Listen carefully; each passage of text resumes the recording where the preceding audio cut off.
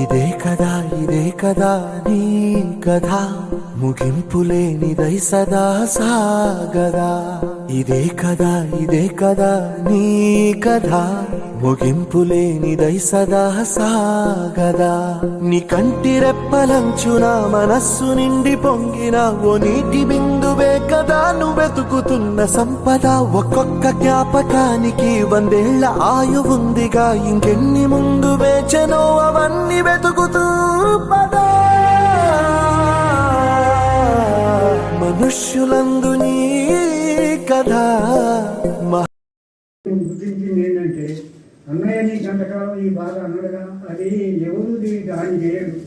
సాధారణంగా వీరికే మనస్తాపం వచ్చి చేసిందని నమ్ముకుంటున్నా. కానీ ఇప్పటికీ వాడి మీద నేను అనుకోవాలి. అందులో తొందరపాటు మా తమ్ముడు కూడా ఎంత తగ్గిన అన్నయ్యకి నేను ఏమిస్తానని వెనక్కి తిరిగి చూడకుండా వాళ్ళు ఇది చేసుకున్నాడు.